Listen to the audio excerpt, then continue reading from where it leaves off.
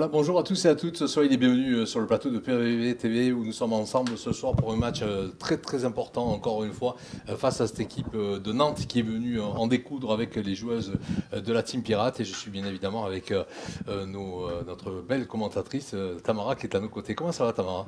Bonsoir Fred, très bien, merci. Et toi? Eh ben ça va, je les ai appelés la Team Pirate parce qu'en fait j'ai inversé les rebelles et les pirates, c'est ce petit clin d'œil que nous avons aussi parce que nous faisons la Coupe de France de water-polo dans la tête et c'est vrai qu'on pensait à ces joueurs également.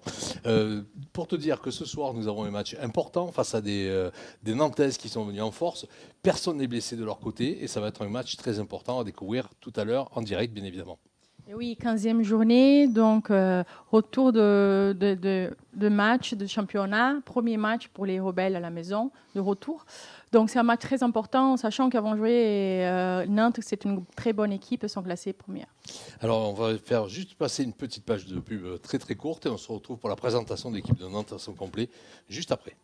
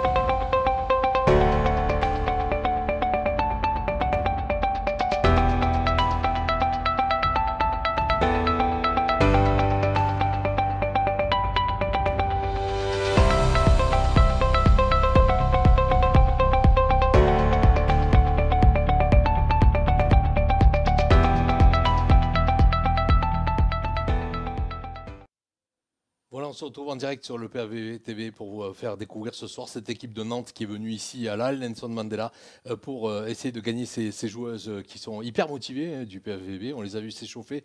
On peut vous dire que ça va être un match sous haute pression pour ces joueuses parce qu'elles n'ont pas droit à l'erreur. Elles doivent gagner face à cette équipe nantaise qui est leader du championnat avec au total 35 points, me semble-t-il. Oui, c'est exactement ça, tout à fait, Fred, en sachant aussi que les filles de Venelle viennent d'une très belle victoire contre Vollero-les-Canets, 3-1. Donc, ça veut dire 3 points dans la poche. Dans la poche. Alors, au classement, le pays d'Aix-Venelle est toujours 8e de ce classement avec 22 points. Ce qui veut dire que si tout à l'heure, nous aurons une belle victoire de cette équipe du PAVB, on va grignoter quelques points, mais ce n'est pas gagné parce qu'il reste encore de beaux morceaux à jouer qui sont toujours dans cette première partie du championnat, avec notamment Paris-Saint-Cloud, le Canet, Terville-Florange et Béziers et Mulhouse, bien évidemment, qui est 6e, et Cannes, qui est 7e. Ça va être très très dur pour nos joueuses de se faire une petite place sur le podium au vu de ces résultats.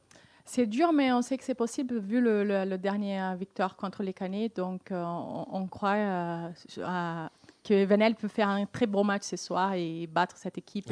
Alors, on va croiser les doigts et être derrière elle. On va mettre tout le monde d'accord dans la halle Nelson Mandela. Il va falloir supporter à fond nos rebelles. C'est donc la découverte de cette équipe de Nantes que je te propose avec notamment de belles joueuses qui sont très performantes et qui ont rejoint Nantes cette année avec notamment la numéro 2, cette centrale américaine de 1m88. C'est Jaylene Keane qui est donc très très puissante, très forte et qui joue dans cette équipe nantaise. Et oui, c'est une Américaine qui a déjà joué en Europe et c'est sa 2e année en Nantes, donc elle a connu le championnat. Et puis juste à côté d'elle, il y aura la numéro 3, là aussi, alors c'est une japonaise, 31 ans, 1m73, une passeuse qui s'appelle Tashiro Kanami et qui, elle aussi, était à l'échauffement tout à l'heure et elle a l'air de bien être en place. Et oui, au niveau jeu. Cyril Lang, l'entraîneur, il a décidé de la faire re-signer. Donc, c'est sa deuxième année. C'est une fille qui apporte de la calme dans l'équipe, qui joue tranquillement, qui sait très bien ce qu'il faut faire. Ouais, elle a les pieds sur terre, comme on dit, parce qu'elle a eu 2 prix de meilleure passeuse. Elle a joué dans 5 clubs différents. Elle a 65 compétitions à son actif.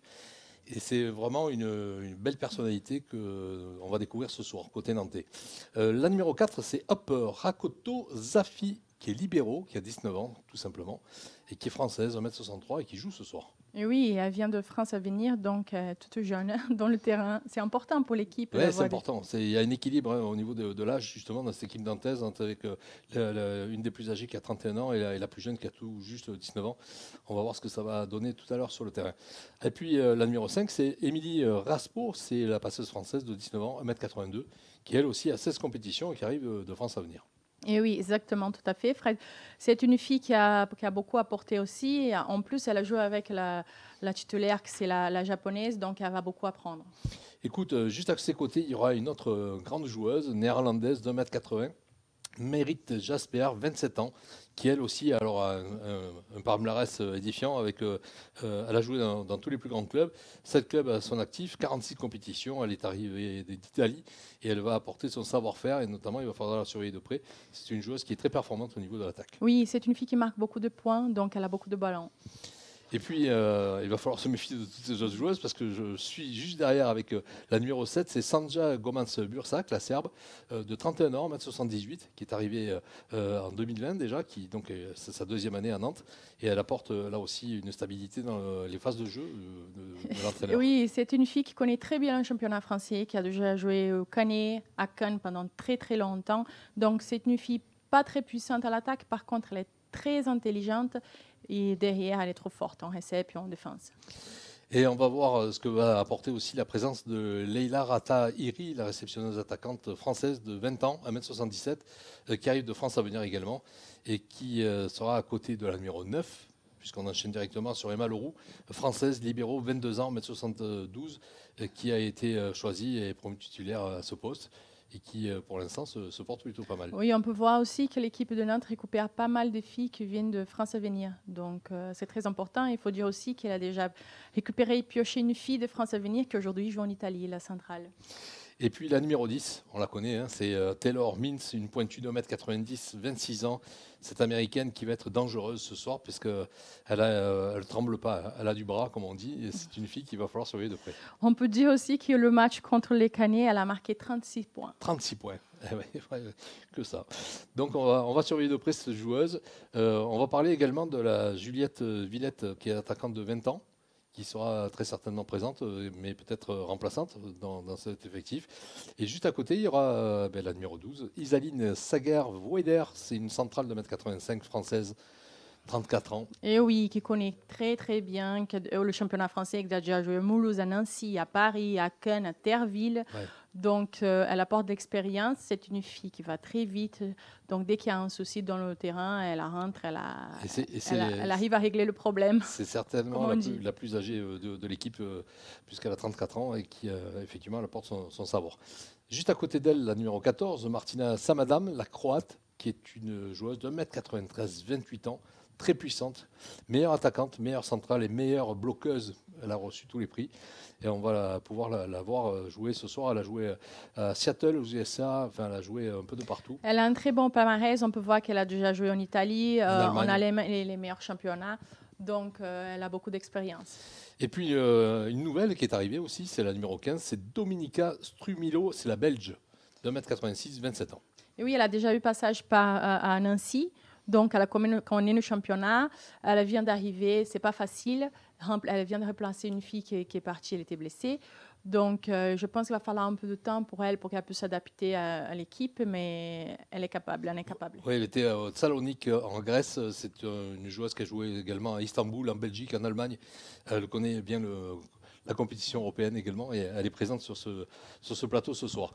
Et puis, bien évidemment, il y a les remplaçantes qui sont présentes également, avec Romy Talleux, la passeuse, Lilou Mossan, qui est sur la feuille également, Denise Herman, et puis l'entraîneur français qu'on connaît bien, qui est à la tête, qui a reconduit son contrat jusqu'en 2023, me semble-t-il, et qui est donc Cyril Hong, et qui sera très certainement avec nous à l'issue de ce match sur le plateau, pour l'après-plateau.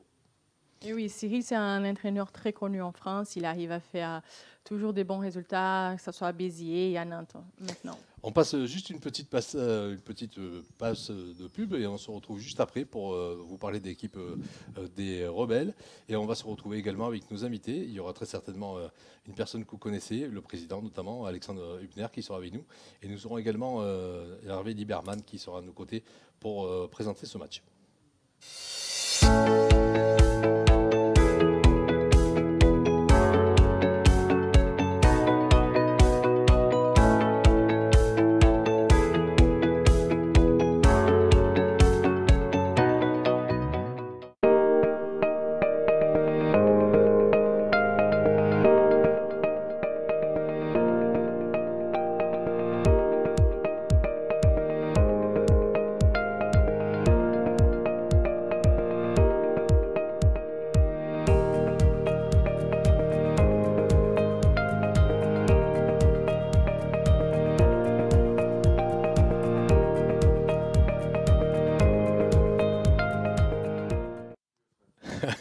Ils sont taquins sur ce plateau du PAV TV avec notre invité qui nous a rejoint, Alexandre Hübner, qui donc est le président de ce club et qui me taquine depuis son arrivée. Comment ça va, Alex? Bonsoir, écoutez, ça va. Bon, écoute, on est très heureux de t'accueillir sur ce plateau parce que il y a eu un bon résultat à l'extérieur avec cette équipe qui s'est ressaisie et qui a prouvé qu'elle savait avoir les ressources nécessaires pour aller chercher une belle victoire. Qu'est-ce que tu en penses? Je pense que la victoire était impérative samedi dernier déjà, parce que certes c'est un bon résultat, mais c'est surtout le résultat de mardi qui était vraiment pas bon. Pas bon parce que ça fait pas partie de notre plan de route et que la réaction était à la fois nécessaire et attendue. Donc c'est très bien d'avoir réagi, bien réagi, puisque ces 3 points au Canet, c'est vraiment pas évident, dans le sens où c'est une équipe qui performe. On l'a vu derrière avec leur match en Ligue des Champions qu'elles ont gagné contre Monza, qui est une belle équipe du championnat italien. Donc voilà, le match c'est l'un des rares ou l'un des premiers matchs même que je vois cet équilibre et cette sérénité qui a pu se dégager de l'équipe. Donc j'espère qu'elles sauront reconduire cela ce soir, parce que ça va être nécessaire face à une très forte équipe de Nantes. Oui, on a noté aussi avec Tamara que donc, la joueuse qui s'était blessée à la cheville a pu jouer la dernière fois en extérieur. Et elle Samantha, elle sera également présente ce soir sur le terrain, ce qui veut dire qu'on est quasiment au complet, que l'effectif est bien. On est au complet, toujours dans l'attente du retour de Lynn qui va progressivement reprendre les entraînements et entraînement collectif derrière. Donc à part ça, tout le monde est là. La blessure qu'avait eu Samantha contre Saint-Raphaël, par précaution d'ailleurs, elle n'avait pas repris le match, mais on a vu que samedi elle avait pu enchaîner. Donc c'est mieux d'aborder ce match de ce soir avec le plus de force possible pour l'entraîneur, qui pourra varier, jouer et faire ce qu'il faut pour perturber cette équipe de Nantes. Autre objectif, c'est aussi la Coupe de France qui va démarrer. Tu peux nous en parler déjà ? La Coupe de France, c'est un des objectifs du club, dans le sens où le club a un rapport particulier avec cette coupe, une compétition que le club a déjà gagnée et remportée 2 fois, donc c'est pas non plus anodin.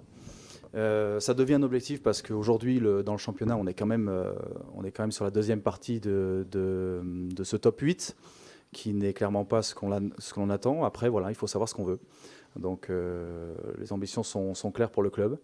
Moi, j'attends aujourd'hui que l'équipe monte d'un cran, que collectivement, ça monte d'un cran, que globalement, il y a aussi une vraie prise de conscience collective que pour aller chercher les résultats. On a des prochains matchs qui sont difficiles en championnat. C'est pas jusqu'à fin janvier, mais jusque Nancy.